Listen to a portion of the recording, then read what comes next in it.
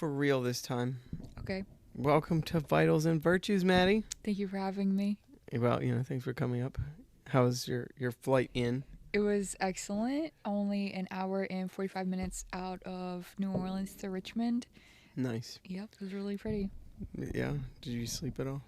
I could not sleep. I love to travel, and I haven't got to do it for a while, so I didn't want to sleep and miss the feeling of traveling, which I love. I'm like, I want to sleep when I get to Not me. travel. I love to travel. Well, I can't. I guess it's different. Like with the kids now, it's like if you have an opportunity to sleep, you should take it. Oh, So, I understand that. yeah. How's it been with the kids the past day and a half? It's good. You and Lexi have some serious energy. I get hats off to you guys. I think it's very obvious that I don't have any kids because I get exhausted really easily. Don't worry. Someday, maybe. Maybe Well, not. if not, you just get to come and hang out with the kids. Exactly. I've known people with 3 kids, so I can come hang out with There them. you go. All right. Well, Maddie is on the show today to talk about all sorts of things, maybe specifically. What is it that you do currently? I work in home health. I'm a PTA, physical therapist assistant, and I've been doing this a little over 8 years now. Wow. I know. I'm getting old. You're getting old. You're like 5 years younger than me, I think. Yeah. I mean, I feel old. But, all right, so have you done home health the whole time?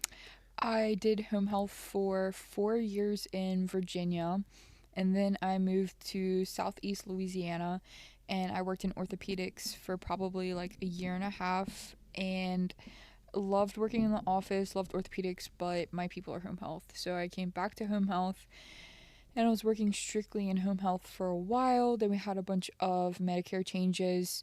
Wasn't enough work to work full-time for just one home health company.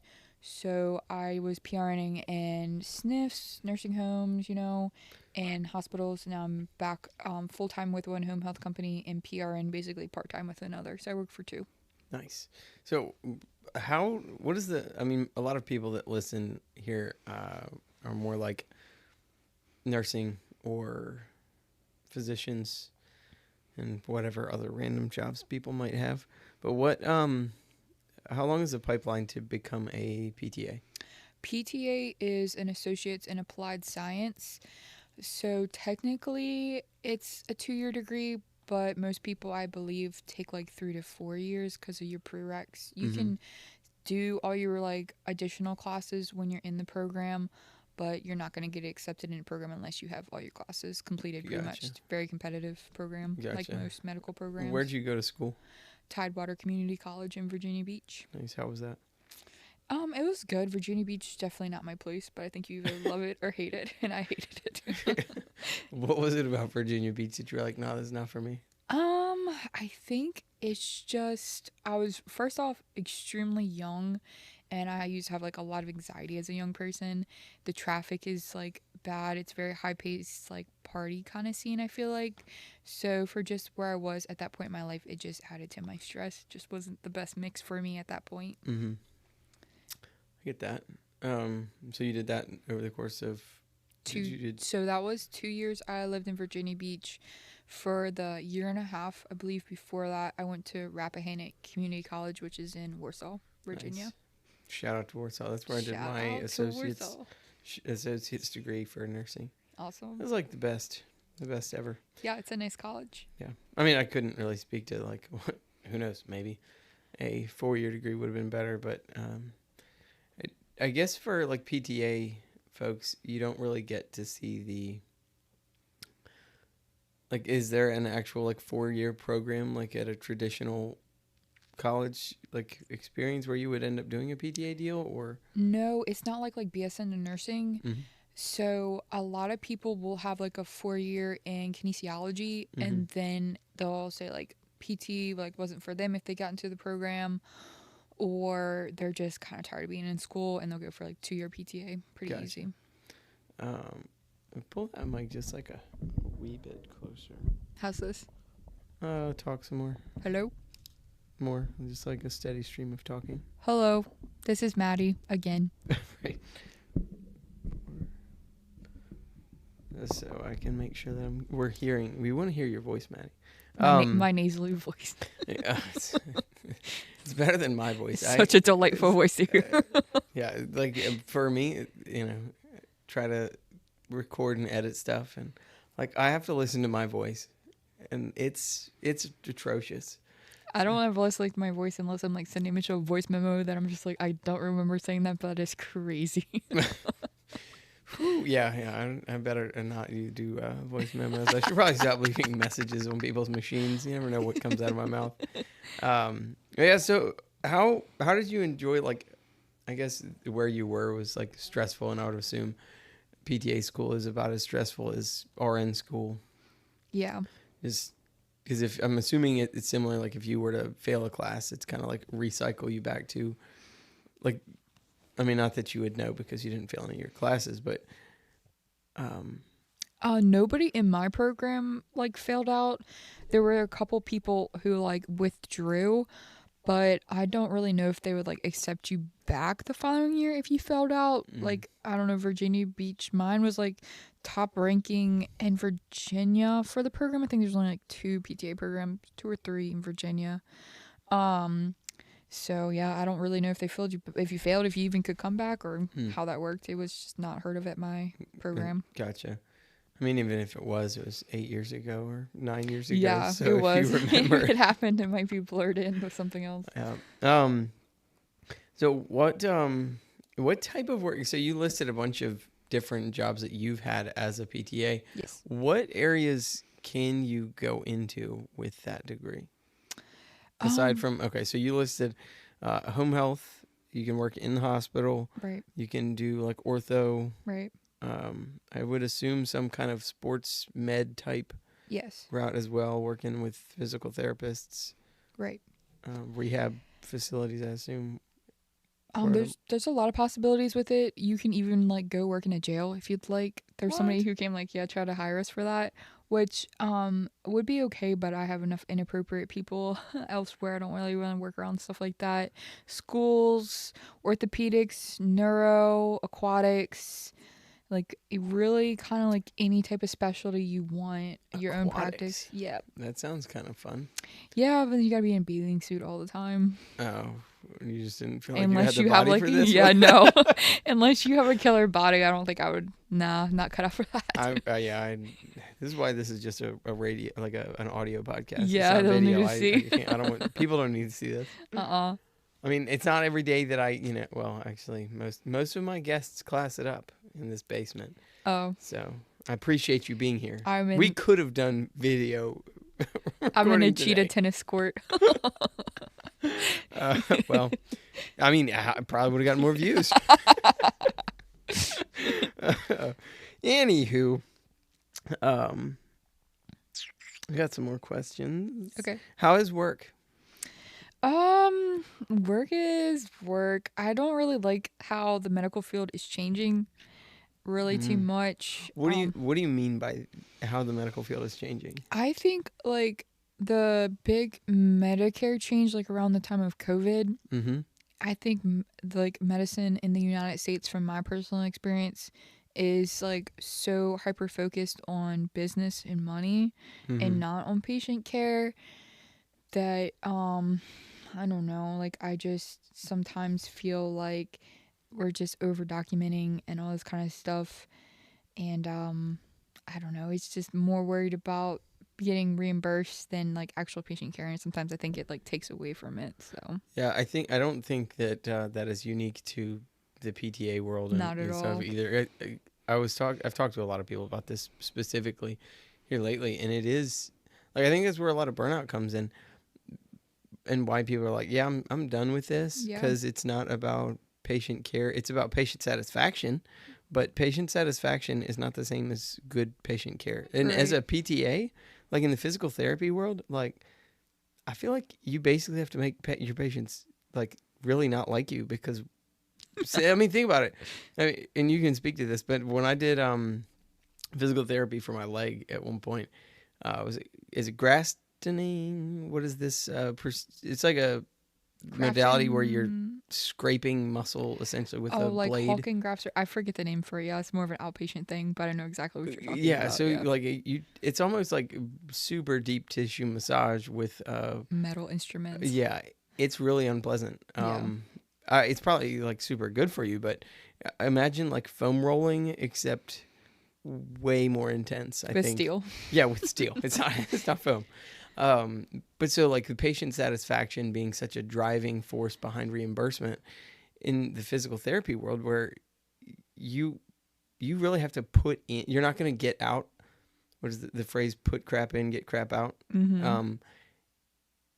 And I guess it depends on your patient population, but I feel like as a PTA and a physical therapist in that world, like you're probably not going to get super satisfied people unless they are really intentional. And I don't feel like that's intentional patients are rare these days. No, I think they are really rare, but I think I have become quite the conversationist.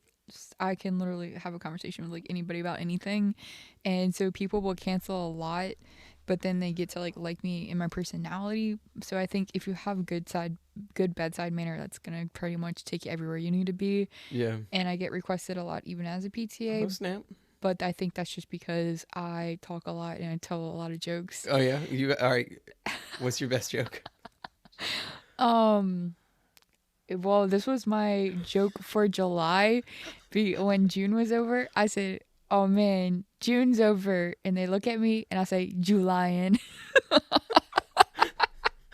I don't know, it was just a good one. But I'll do like silly stuff like All right, that. what do you got for August? I don't have one for August Lady, yet. this is August 8th. You gotta get I know. something. I gotta think of one. I thought of a couple of them the other day. Like I'll think of like random stuff, but I think I have like a dry sense of humor a little bit, and I mostly have like older patients, but even like younger ones, they like kind of enjoy it, and I just like to like have a good time. And so I think like even though nobody really wants to like do exercise when they're not feeling well, I think that like if you go in there with like a good attitude and you're positive, like it makes all the difference. Oh, So 100%. I mean, I don't know when the last time it was that I took like a exercise class, but if the person leading the class was a stick in the mud, nobody wants to be there. no. It's attitude is really everything when it comes to, I mean, everything. Yeah, life for sure. If you are grumpy, Get you nobody's nowhere. going to want to be around you. I think you could probably still work in Julian. It's August 8th? No. Julian. It's, I mean, Yeah. maybe, never mind. I had a bunch of them, but they like slipped my mind, and then all of a sudden they like hit my head. I'm like, oh my gosh, you gotta tell this to somebody, and I'll tell it once. Oh, I have a Louisiana one since I do home health in Louisiana. Okay, you ready for it? Oh, I'm ready. Okay, what's the loneliest bayou in Louisiana? The loneliest bayou in Louisiana. I feel like I'd have to be more familiar with places in Louisiana. No, not really. It's Bayou Self.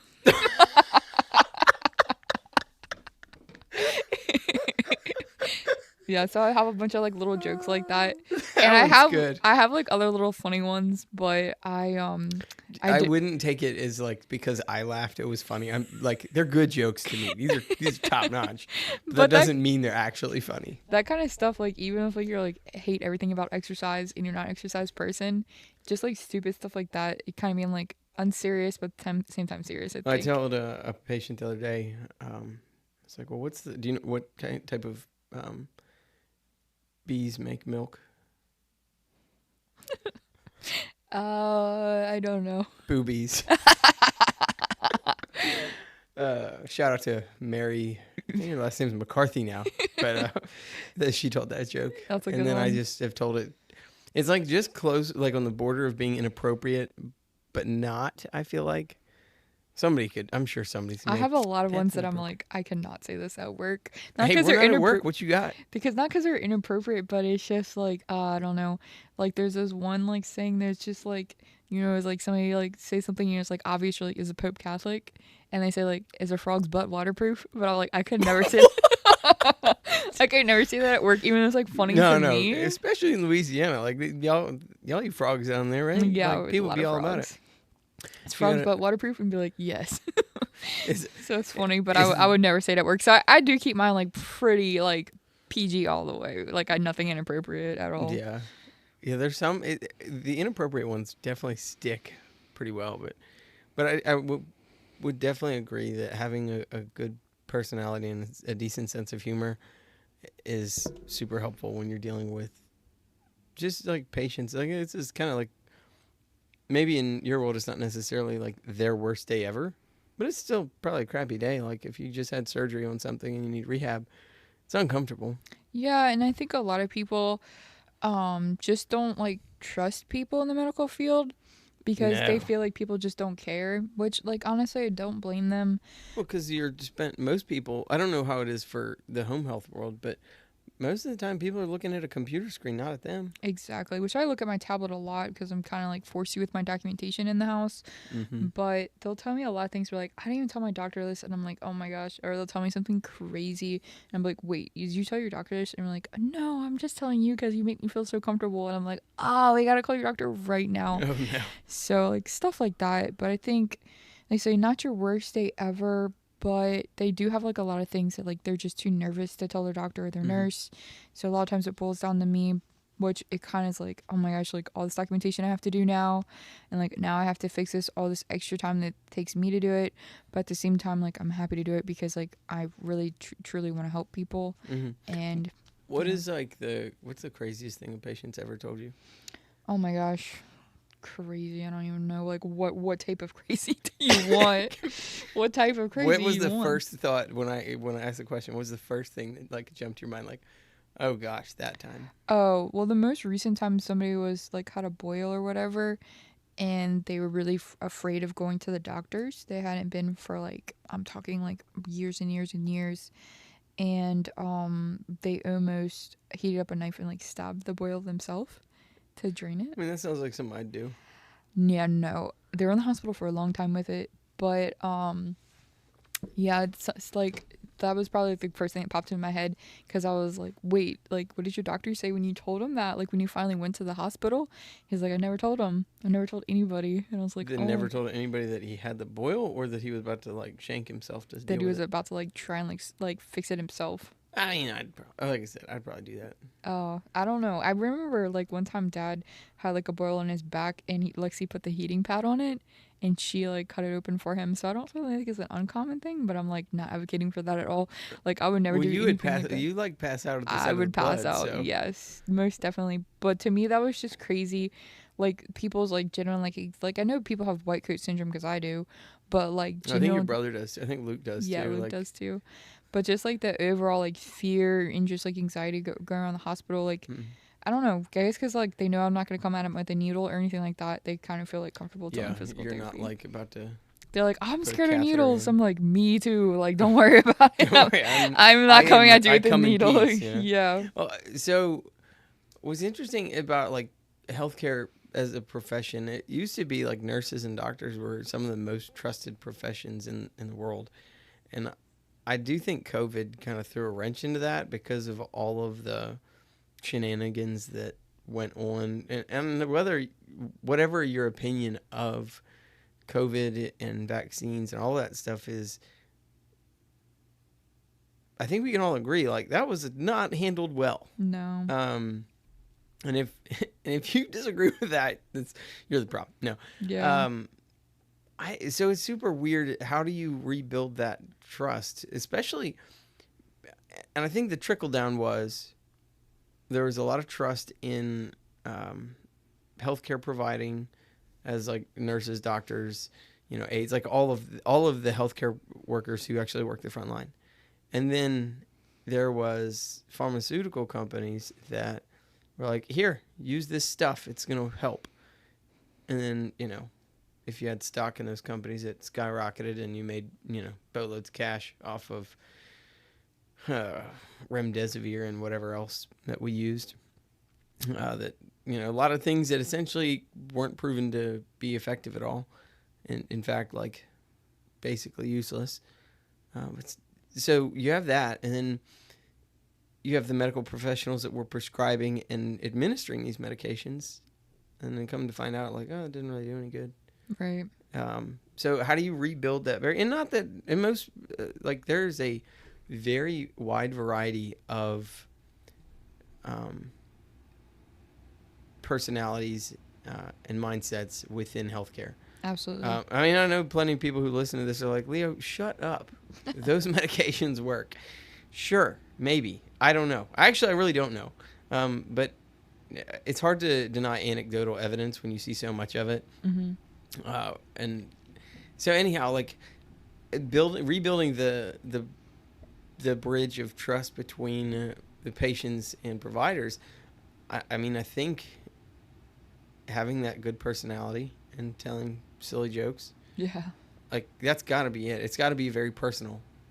Yeah, it does have to be, but I think also people recognize genuine, and you can't fake genuine for sure. Mm-hmm. And I think that they can tell when you like are genuine, and I mean if you go the extra mile for them, they're not going to forget that. Yeah, for sure. Well, I think there's also like when we have this a fake nice. Mm-hmm. I think it hurts that rapport that you can build with a patient. Absolutely. Like you don't want to like talk to somebody who you feel like is just like smiling at you, but like they don't genuinely feel that way. I'd rather have somebody be genuinely angry with me and then like ungenuinely happy with me. So yeah, like this happens to me often, where I happen to be the deliverer of bad news very often in my role, and it's like, well, hey man, look, I gotta take a bite of this crap sandwich with you. He's like, what? Actually, this was a conversation that happened just about verbatim. I'm gonna clean up the language a little bit. Okay. But guy was very frustrated with certain aspects of his delivery of care, and I'm not able to fix those things. In fact, there's not really a fix for the particulars in the delivery of care in this particular way. We don't have enough healthcare providers to provide services in so many different areas. So I told him, I'm like, what do you want me to do about this? And he was like, what do you mean? I said, fire them. I'm like, I can't, there's just not enough people to Yeah. do the thing that we need done right now. So we're going to have to wait. Like, you're next up. Right. But I'm sorry that you've been waiting for 4 hours, but it's a big crap sandwich that we're both going to have to eat. And when I said that, he's like, don't you dare take that tone with me. I was like, I'm not trying to take a tone with you. I'm not trying to cuss at you. I'm just trying to explain to you in a language we both understand. Exactly. That we're all in this together, and I'm real sorry. Yeah. But there's nothing about this like that I enjoy either. You think I want you to have to deal with this? And after that, he was like, well, I guess that's fair. Thank you for explaining it to me. And yeah.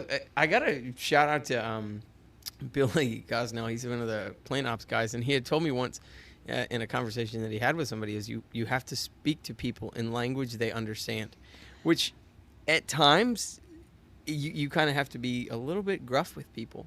Like I had a patient tell a nurse one time, man, you look tired. And he was kind of a frequent flyer, and I said to him, excuse me? What did you just say? I was like, you ought to know by now that you don't tell a woman she looks tired. And he's like, well, why not? I was like, because generally what we all know what that means. And, this nurse looks at me like, why are you going here? Like, this is not a fun route to go. And I said, well, what you just told her by saying she looks tired was you essentially told her she looks like crap. Yep. And he's like, well, maybe she does. I was like, and you're lucky that she's a nice lady because somebody else might smack you in the mouth for that. And he laughed so hard. He's like, well, I'm sorry. I'll try to hold it together in the future. He didn't care. And this guy was like always so sour to people. Yeah. And after that, he has become a changed man. Yeah. So and I think we're in that mindset of like patient satisfaction. We think we have to kiss everybody's butt all the time. Right. And I think that's wrong. I do. I agree. I think that's wrong too. Like not to give you a lecture on this. It sounds like you do this pretty well, but yeah, no, I try my best to like level with people. But But yeah, patient satisfaction, like I definitely care. I want you to be happy with your care. But if like somebody's just downright rude, like sometimes like it's just people's personality. Like sometimes people will cuss at me and it's just their personality, and I don't take it personal. But Do you like cuss back? no, people will try and get me to cuss like patients at work, and I won't. And they're Yeah. like, "You don't ever cuss, do you?" I'm like, "I'm at work." I keep things very professional, but genuine at the same time. But yeah, I think like speaking to them in a type of like leveling language is important because Mm-hmm. like some people they want you to be like very impersonable and that's where you kind of have to meet them. Yeah. And then other people want that personal relationship with you. And if like it's appropriate to like tell them about like your personal life as far as like, are you married? Do you have kids? Like about your family? What are you doing this weekend? Yeah. That kind of stuff. Then yeah. As a female provider, especially in home health, I Yeah. feel like that potentially can be like a rough spot to go in because some patients can be weird. Oh, a lot of patients can be weird for sure, but I think there's like cute older gentlemen flirting, and then there's definitely inappropriate flirting, and there is a difference. Yeah, see, I have never.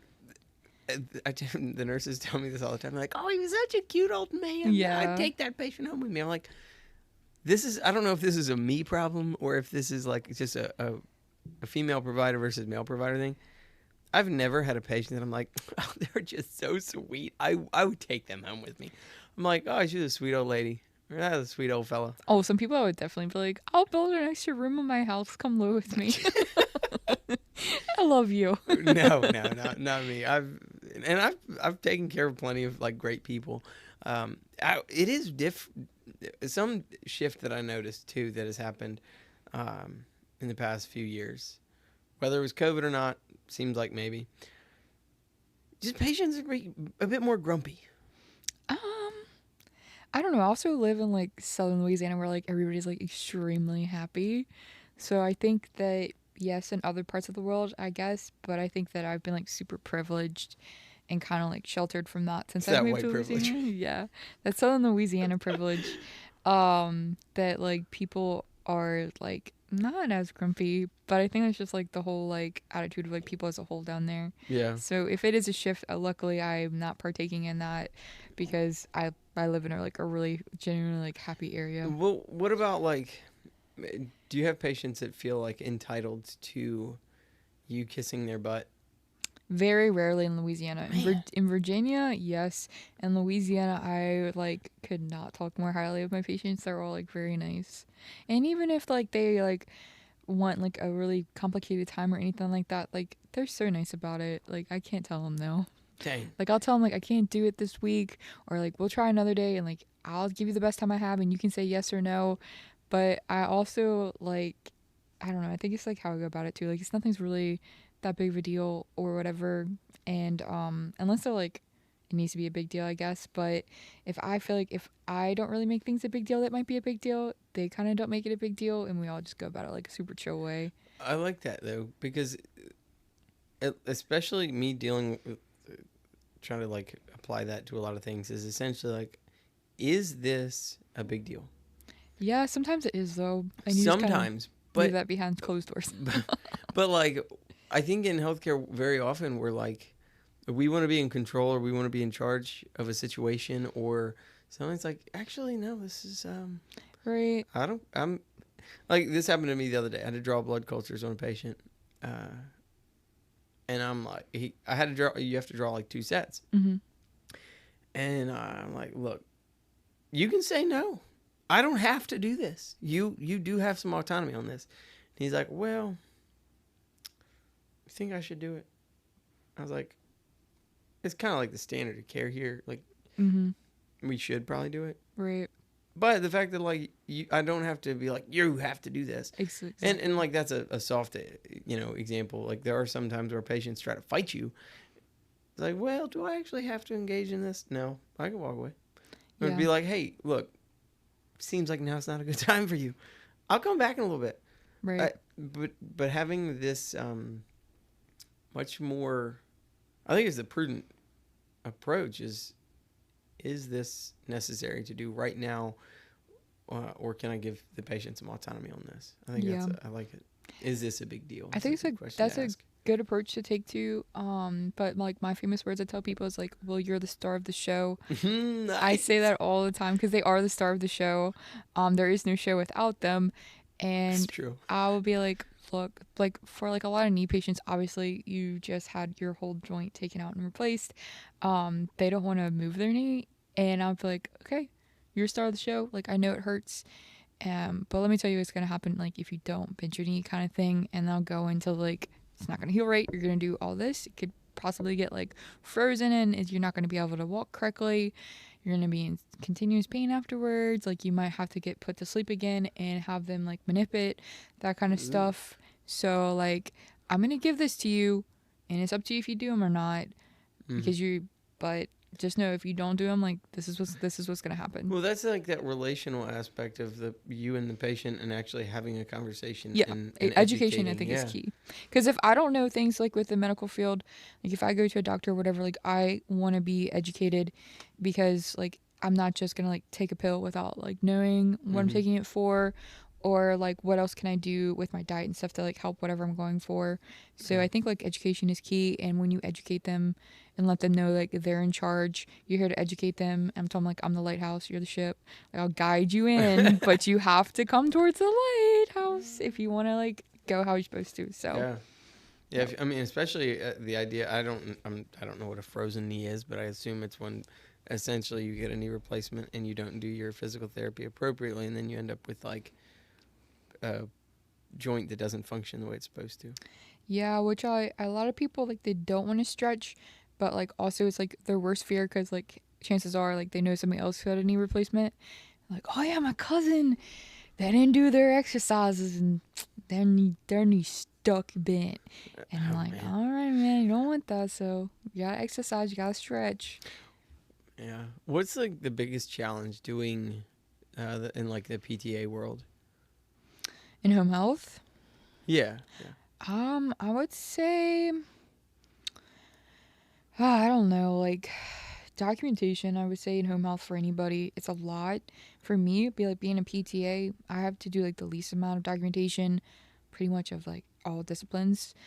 But I think that's like probably a main barrier. Like for like one of the companies I work for, it's not horrible, but for like another company, it's a lot. Yeah. Like I time myself in like 20 minutes for my assessment and documentation every visit. Oh man. And like I said, I do the least amount. So it's getting to be like a lot, and I feel like maybe all home health companies will trend that way, but I say it's a challenge because it's definitely frustrating when I'm just like, okay, we're going to get to exercises eventually, but we got to do this first because they know I'm not really there for it. So I think they like tolerate it, but it kind of frustrates me too.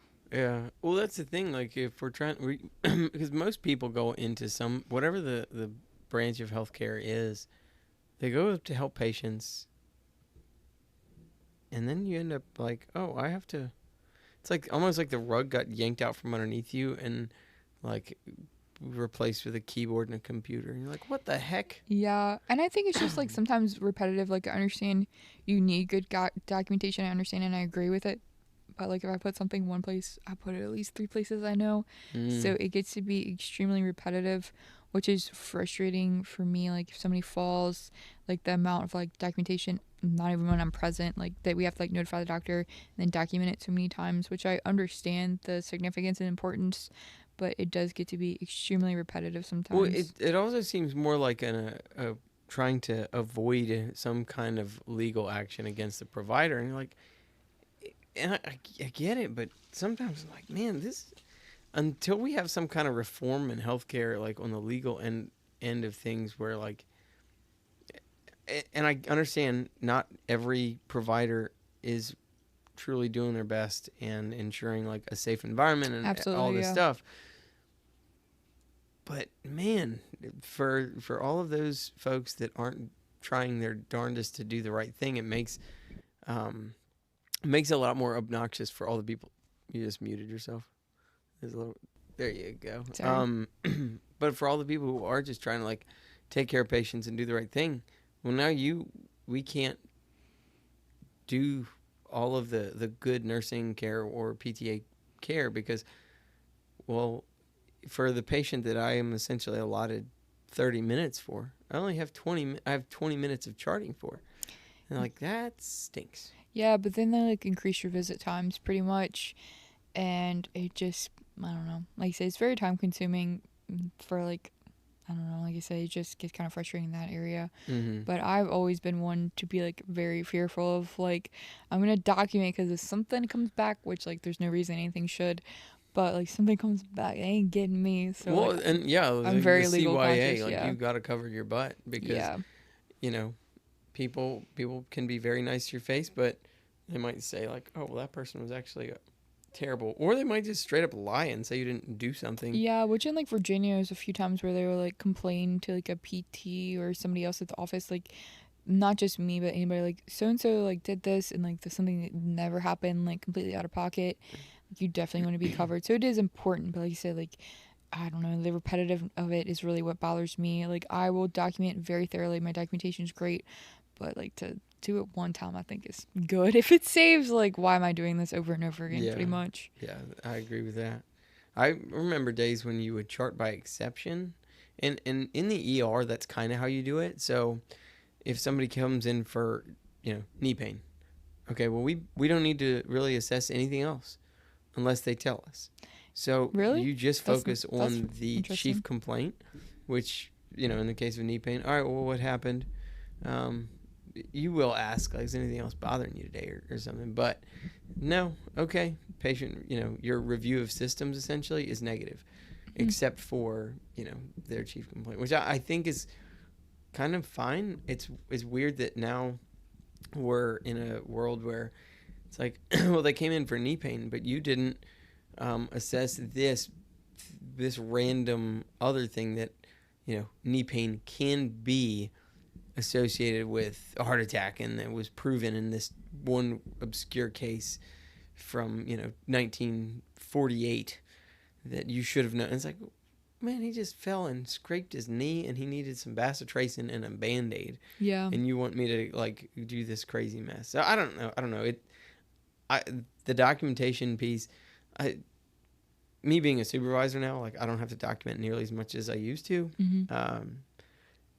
And honestly, I didn't really document like through the nose, like I know some people do with that whole like CYA, unless I was like, I have a feeling that I should document a bit more thoroughly. Not to say that I was negligent or anything with my documentation, but this is what they're here for. This is what we're going to talk about in the note. But I'm definitely a perfectionist with my documentation.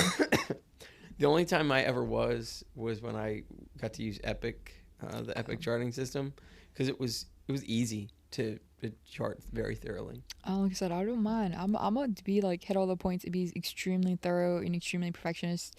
But like I said, it's just the fact that So are you saying you're a perfectionist? I am a perfectionist. What are you perfect at? I'm not perfect at anything, but I want to be perfect at everything. Well, yeah. All right. So, all right. We've talked about a little bit of this, but you've hit a point in the PTA world where you're like, all right, I think it's time to tumbleweed to tumble on. Yeah, I think so, but I don't think I still like love my patients, and I enjoy them a lot like that. But I think it's like a combo of like a bunch of different like aspects of my life where I'm just kind of piecing out of the medical field. And like I will be going into I started back from ground zero into business, but with pre-law concentration. So I have 2 years left of that, and then 3 years of law school, so 5 years total. But I am essentially like 2 years into it at this point. But I might end up in the medical, like some type of medical field once I'm in law, which I think I'll be like good at because like I have such like a deep understanding of everything. But yeah, pretty much piecing out at this point. Was there anything specifically that was like the straw that broke the camel's back that said like, yeah, I think it's time for me to go? I don't think it's anything like medical field related. Things like more like my personal life, where I was just kind of like, okay, yeah, like think I need to make some changes. So when it says like anything specific with the medical field, like the medical field's definitely changing, but I don't think that's like what really. I think it was more like personal life. Yeah. You want to talk about that? Sure. I think I was kind of like rushed into like deciding like what I wanted to like do career wise at like a super young age, and I just think it's like really interesting how many like people decide what they're going to do for the rest of their life, and they're like 17 or 18 or something. Yeah, early 20s, And Shoot, early 20s. I mean, if you go to like a 4-year, Oh, you're yeah, in your that's early fair. 20s. And I just think that that's crazy. Like, so many, like, nothing else, like, essentially really, like, stays the same. And I'm definitely not the same person Yeah. at all. And, I just feel like I am capable of, like, a lot more than, like, my job title allows me to do. Mm-hmm.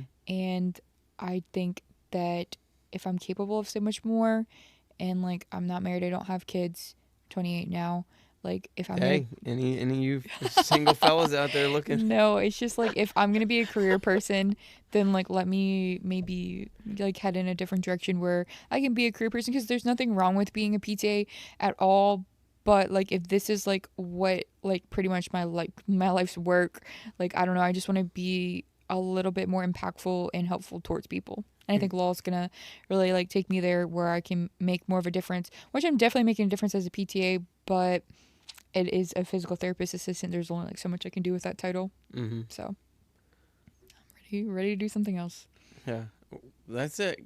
How did it feel when you like did hit that point of, and we've talked to, briefly about it over the years, but the transition going from PTA to, all right, yeah, I'm going to go to law school. Like that's, especially you were 25, 26, like when you started that, Yeah. which is kind of, It's still not pretty young. super It's late. still really, really Yeah, young. it's pretty young, but there are a lot of people who get in at this point. You're 8 years into PTA.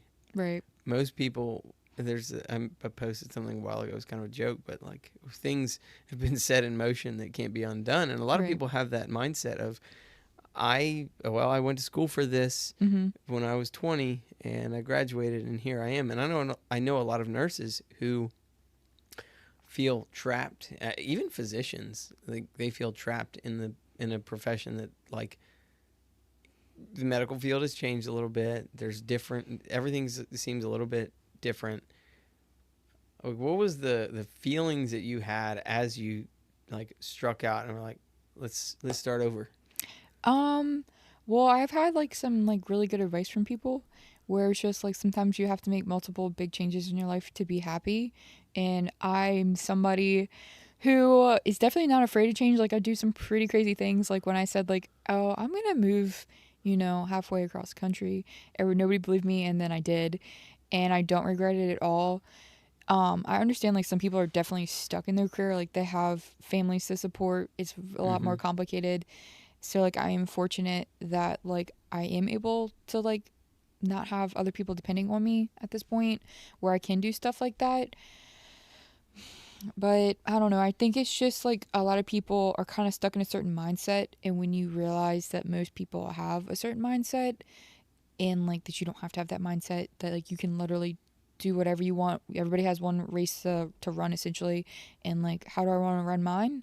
And if I don't want to do this anymore, or if I want to try doing something else, like just do it. It's really as simple as that, which is not really simple, but at the same time, like you just have to do it. Like I tell my brother all the time when he's like, I'm not good at that, or I don't know. I'm like, dude, like, you think I knew anything when I started doing it? I didn't. Like, I just started doing it, and I found myself in the middle of it, and I was just doing it. Yeah. And like, I think a lot of people have that idea. It's like, well, I need to know if I like it before I do it. It's like, well, how do you know if you like some new food? I always You have won't like a ever know fallback unless you plan try it. though. Like when I moved to Louisiana from Virginia, I was like, well, if I don't like it, I can always move back, and I rented before I bought my house. Uh-huh. And then with this, before I went into like business pre-law, I was thinking about buying a franchise. And What franchise were you gonna buy? there's like they'll tell you pretty much you can like hire somebody to like a financial advisor who's like Mm-hmm. focused on that. There's like people for that. But there's like websites you can look on and see like what they're looking to put in your area, in your price range. I wanted budget blinds, but it was already bought up for my area. Because it's like really good franchise to buy into. But I don't know, like for some reason, like the loans and like just like the like if your franchise doesn't take off, like I would be like putting everything out there. And there's like so many great stories of people who did and like do excellent now. And I still see myself like later in life like investing in business, but essentially getting back to what I was saying, is like I chose business pre-law as an out that if I didn't like the law portion of it, I would have business knowledge to open up a business or buy a franchise with. I would Nice. be broke at that point after paying for college, Well, but it's I'll like, have the knowledge. well, and if you get through the whole law portion and you have a pass the bar, like, well, you can work. Like the way I look at nursing is at this point, I have paid it. Like my degree has paid for itself. There's Yeah. been a return on the investment. Right. If I wanted to transition to something else, I don't owe anything to nursing. No. Like, I feel like the difference here is like I've got a family and mouths to feed. So Exactly. Yeah. like I've got bills to pay that I would have to find something and transition into something a little bit different. It'd be a lot harder to do it with a family. Yeah, it would require a lot more time, but I don't owe anything. And I think this is like a lot of nurses, and I do burnout coaching, and there's a lot of burnout that people experience. And I think a lot of people are like, well, I'll just go get a different nursing job, basically a lateral movement. Yeah. But realistically, it's a personal thing, personal shift that needs to happen. And yours was, I think personally, I need to do something else. Yes. Versus, well, this is the job's problem. It's like, no, I think me as a person, it's a me problem. Usually it's a me problem.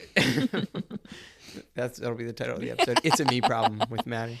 It 100% of the things I think is like people want to blame on something else, and it's usually something that like you're just not happy with in your own life. Yeah, like it is a personal thing, and I think that's one of the reasons like I love our Catholic faith is because a lot of it is, and there's a lot of like obviously it's focused on Christ, but Right.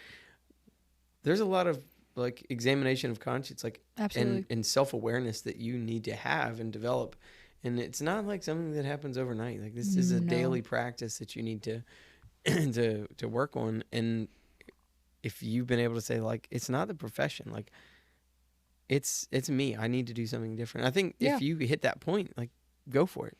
Yeah. And know like you're not gonna ever know with 100% certainty until you are doing the thing. Yeah. And it's not final. No, nothing lasts forever really.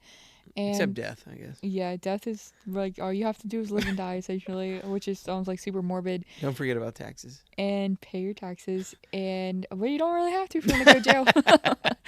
But yeah, why not try it? And like say if you're able to, but if you can, go for it. Change is scary, but change is good. What's something that has helped you deal with change the best?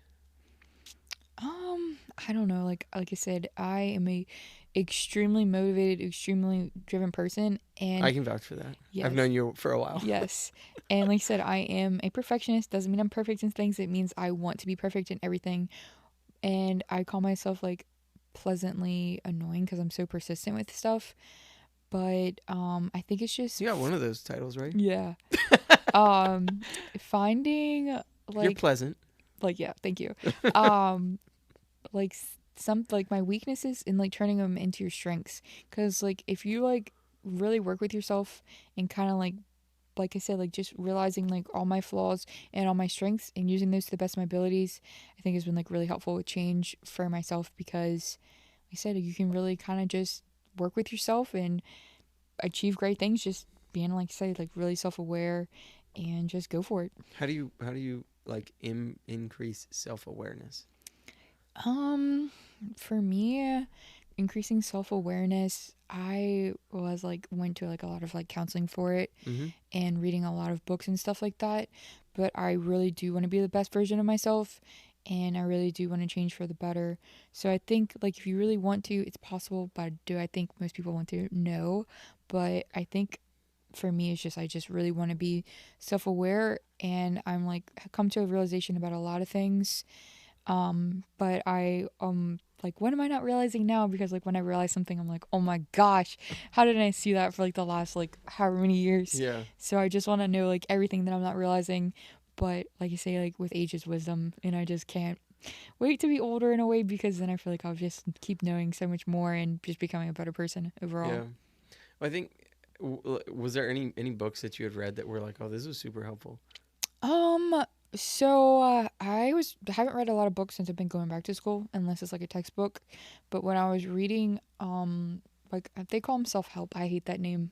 I call them self-improvement, but like Well, I think I do think self-improvement is a better way to look at that yeah, too, I don't because like self-help. self-help does just have this weird like Mental gimmicky, illness kind of like thing to not it. even mental illness, but just like I think that's what I the just vibe feel gives like me. a weenie, like a weenie dude is like, I want to be able to ask the girl out kind of thing. Like, Yeah, no, maybe I don't know. This is a you and me problem where yeah. we hear self help and we think like, nah, but Yeah, self I like improvement. self-improvement, but there's this book called Catholic Mindfulness actually. Mm-hmm. I had like horrible, really, really bad anxiety in like my early 20s to the point where like I couldn't leave the house, like really bad.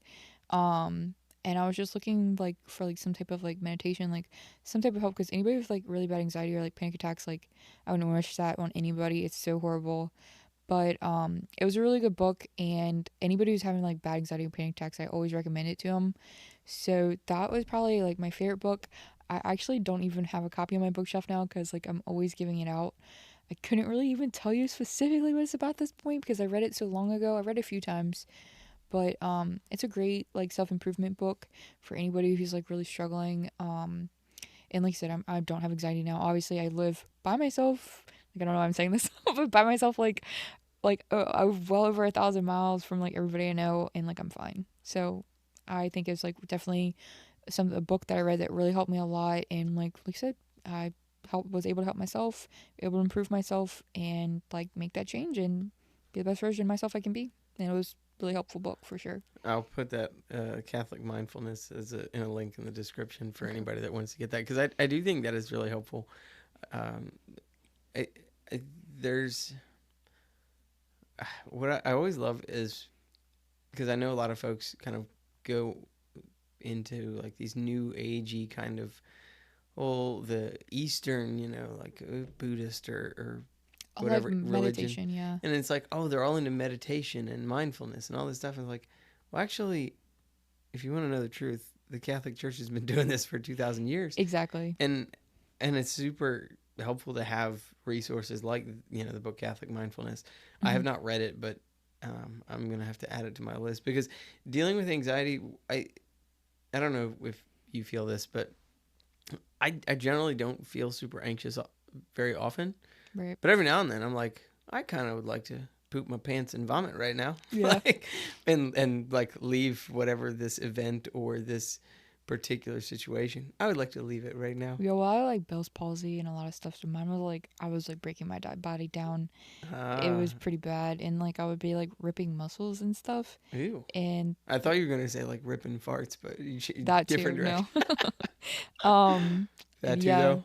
yeah, that too. Makes When you're sense. really Anxiety, nervous, like no. the mind and the bowels, they're connected. Um. So yeah, it was pretty bad, but like I say, if I can come back from that, like anybody can, pretty much, because I didn't know anything about, like I didn't even, like when your anxiety is really bad, I feel like you just want something medically, not mental, but like mental is medical, I get it, but like you want it to be like something you can just treat with a pill, and you can't. You have to like the only way out is through essentially, and just learning to deal with that Yeah. for sure. Was the I mean, you used to work out like a fiend too, but Yeah. there's like the Well, I hurt brain. my back, so I can't You anymore. hurt your back. Yeah, a Oh, couple years ago. what do you do? Was over running. I was running so much, but running was like a really good like stress relief for me. Same. And also like when I get like super like like sometimes I can be like really irritable, and like not that I'll like be irritable towards anybody else, but I just hate that feeling of being Mm-hmm. angry. And so Just run it out. yeah, running I it do out the was same. good. I've done it for Yeah. years. Yeah, but that, and then I was just like working so much, and everybody says, don't lift people by yourself, this is, Uh, but I was, because I'm hard-headed, and eventually just was all my back could take, and they pretty much told me that like like you can like stop lifting and stuff like this, or you're gonna have back surgery by the time you're in your 30s, and I what? didn't want to do that. So Yeah. yeah, that's why I got into like biking, when I was like biking like Mm-hmm. almost 30 miles and everything Yeah, in a yeah. day, and swimming, and I'll do like a little bit of lifting and a little bit of running, but I won't run over like a mile and a half.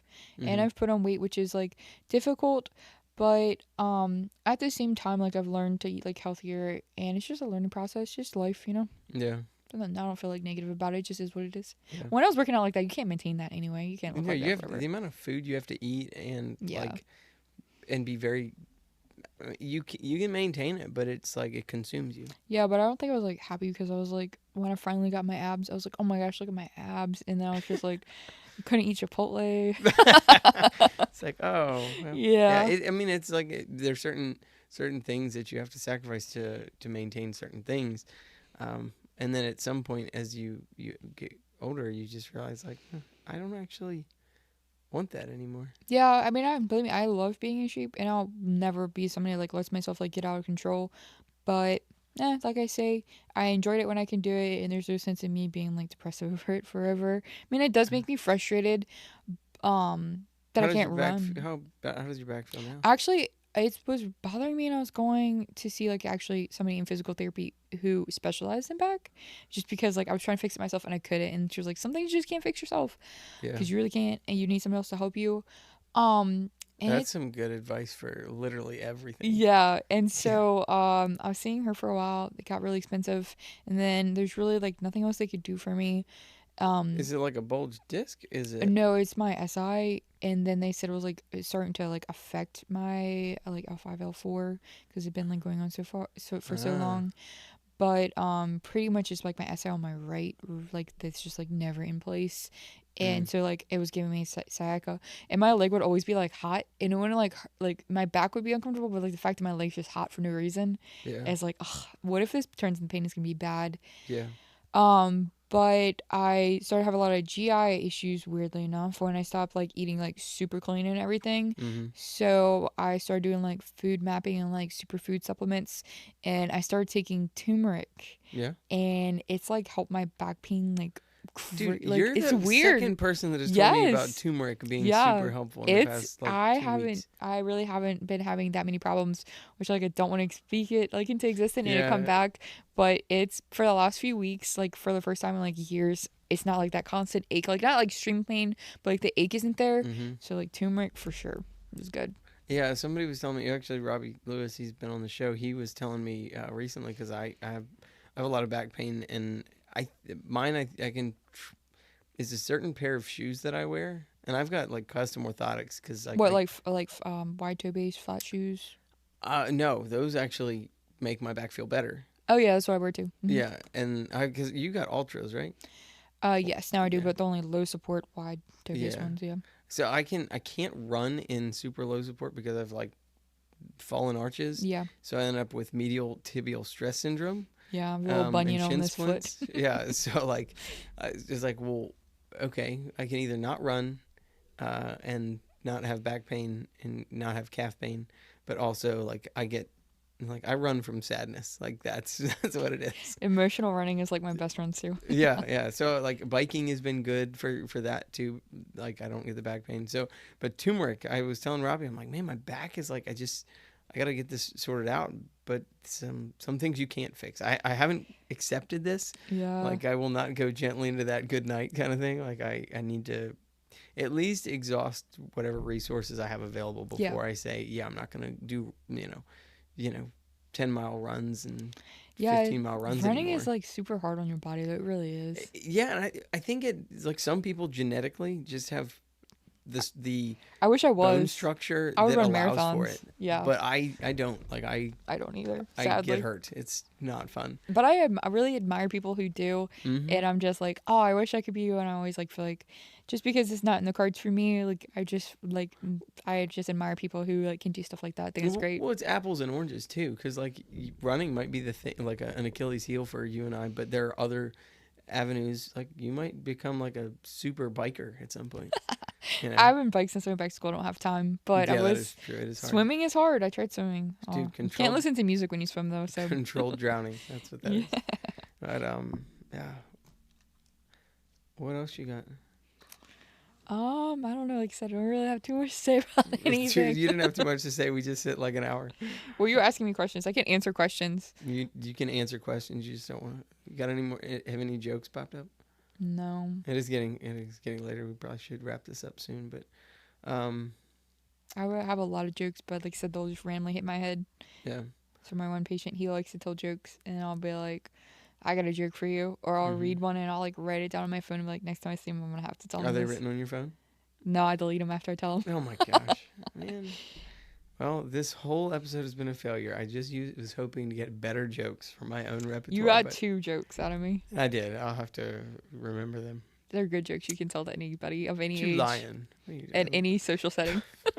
Well, I feel like what if somebody was gonna accuse me of cultural appropriation for the whole Julian? I Julian. feel like that's like a.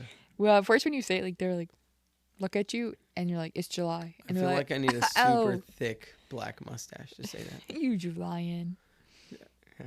But the Louisiana one might not be as funny because nobody was not in Louisiana. Hey, what is the favorite thing about the transition from moving to Louisiana? Like, what's just like something you're so grateful about being down there? People Yeah? so nice. Everybody is so rude in Virginia. They're so rude and angry. Louisiana. I just think that people are, like, so nice and they're so like welcoming. I mean, like anywhere you go, there's gonna be rude people and stuff like that. But I just like Louisiana people. Like even if something like really bad happening, or like I just feel like it's like not that serious. Not to say like it's not that serious, but it really just like Well, when you have like a hurricane destroy your state like every other year, and Yeah. everybody is constantly like, we just gotta fix this. Oh, we gotta fix that, boy. We gotta fix that, boy. Like you're always there's the concepts that like the person who knows what it's like to be hungry is Right. always generous in feeding other people. no like the And I floods in feel like Texas. that's got to be something Yeah. playing into that because, like, I mean, your house.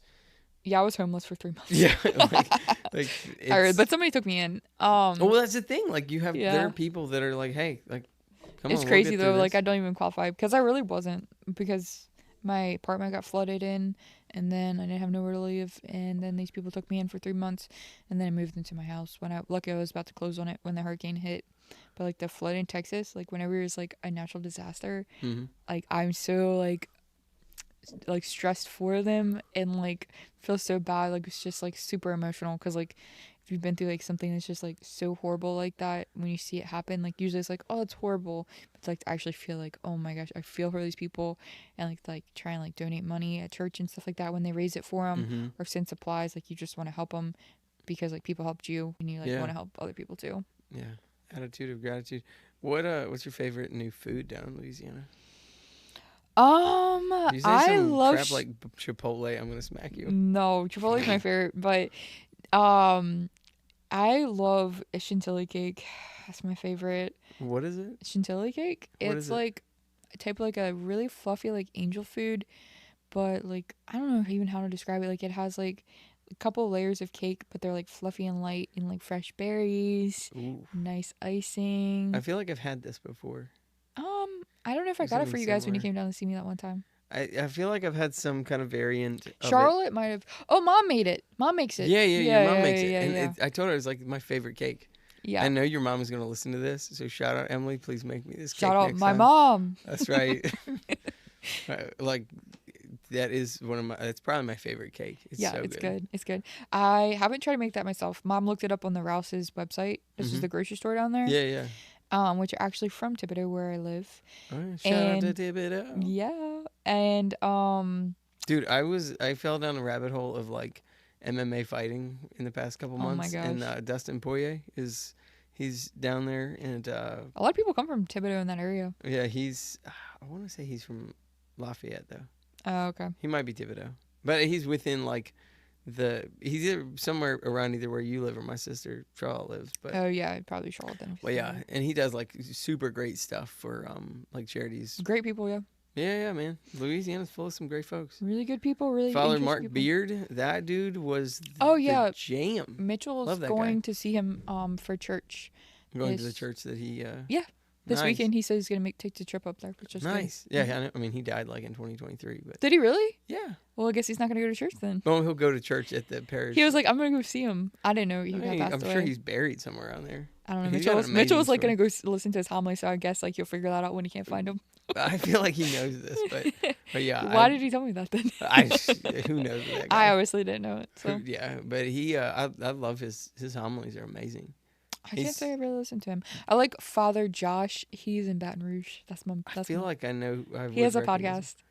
Ask Yeah. Father Josh. Ask Father Josh. Yeah, he's in Baton Rouge. I'm gonna link him in the description. Yeah, he's cool. He's really cool. I haven't been to his church, but I'm like was his number one fan for like a really long time. But now on his podcast, he has like other people answer his questions. But I like him because he sings a lot of songs and everything like that, and he's just like funny. And I think he's just like I said, like authentic, and like the questions he asks, like you ask and you like really answer. So he's super cool. And then my priest from my diocese, my favorite priest, I should say, Father Patrick. He, I don't know if he has a podcast or not. I think he wrote a book or something, but he's We'll sweet. just see if I can get him on this He podcast. was my spiritual advisor, but I only saw him one time because I went to school and I know it got really busy. But he's like the coolest person ever. So I really like Father Patrick a lot. Nice. Yep. What's your what parish do you go to down there? I'm currently going to Our Lady of Prompt Succor in Track Bay with... I never know how to pronounce that word. Succor. I call it succor. Succor sounds like the wrong Succor. word, but yeah. But anyways, Succor. yeah, I don't know. Like with... prompt success or something, like victory. It's like it essentially means the same, but there's so many churches, like even in Thibodeau. dude, that is something that I loved about it when we visited. Is like there's certain places in the U.S. where you're like, oh, there's like this a Catholic church everywhere, and yeah, it's really. We happen to be very biased, and we dig our Catholic faith. But it was the same Mary Magdalene, I think, is the one in Lafayette or Abbeville that's like huge. I think it's a Charlotte's church. Yeah, it's one of the ones right around her. And I went to a diocesan Latin mass when we visited you. Which one did you go to? I want to try St. John. Like I vote at that church actually, Nice. But I've never been to mass there. It's right down the road from me too. It was in Gibson, I think, is where it was. Oh, okay. I don't remember the name of the parish. Sacred Heart, probably, or Immaculate Heart of Mary or something. But it was like the best mass. Like I was weeping, and really? I'm not like. It was so good, just so good. I love the Latin mass, but you know the priest had a really great homily. And honestly, it wasn't even about that. It was just it was a nighttime mass. It was dark, and the people there, I will say, you're right. The people in Louisiana are nice. They're super nice. Dude came up to me after mass, and like he waited around after mass too. He's like, I saw your truck. I didn't recognize it. I figured to say hi. See, if you're new to the area. I was like, nah, I'm just my brother-in-law's truck. I'm just visiting. But it was I dig some Louisiana too. And best, I think, the further south you go, the better the food is. Yeah, food in Louisiana is excellent though. I like want to. Well, if my brother Mitchell moves, then I want to start going to like a restaurant in New Orleans or Baton Rouge like every other weekend because a lot of people do that.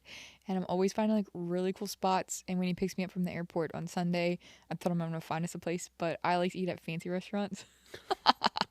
Good thing you're going to be a lawyer, Yeah, like, and so like if they don't bring out the little towel and water, I'm like, oh, not fancy enough. Oh, real candle, not fancy enough. Shoot. Someday maybe I'll go to a restaurant like that. So yeah, I'm gonna be in my airport clothes though, so we can't eat somewhere fancy. Why not wear fancy clothes? Just not at the airport. Why not? It's too cold. just bring a hoodie, like bring a blanket, No. We can send you with a blanket. We want to eat at this place called the Husky, and in New Orleans. They opened not too long ago, but they're like we can never get reservations or whatever. But they're not like they're really really good food, but not really like a Cajun twist on it. But they have like pretty much everywhere's like Cajun twist. But yeah, really great food. Walk-ons is, I know, pretty basic, but it's my favorite. I love walk-ons. Is so basic. Everybody says it's basic. No, it's not. It's the Applebee's of Louisiana. No, it's not. 100%.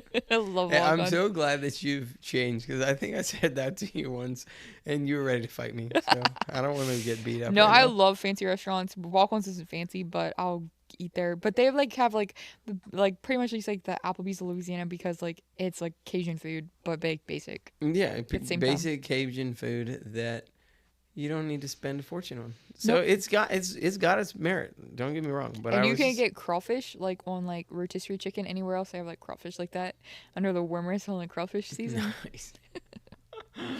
Nice. It's pretty cool. I hope. I can't wait to hear how things go with this law pursuit.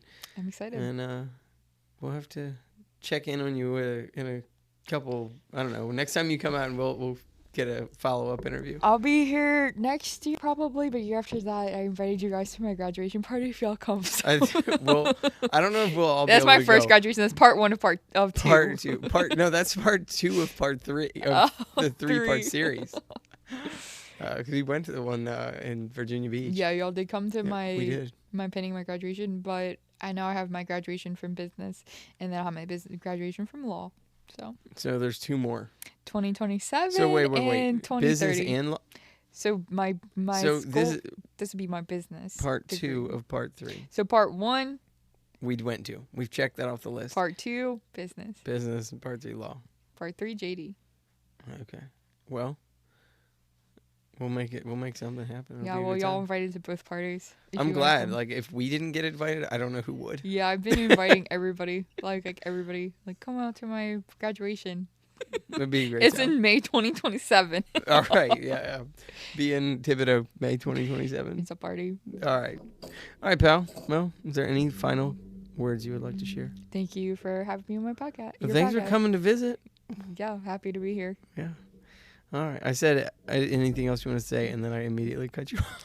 No, happy to be here. I look forward to seeing you guys always, and I'm sad that I can't see you guys a lot, but make the most when I can come to see you guys. Awesome. We'll see you again soon. Next year. I mean, I'll see you after we cut this off.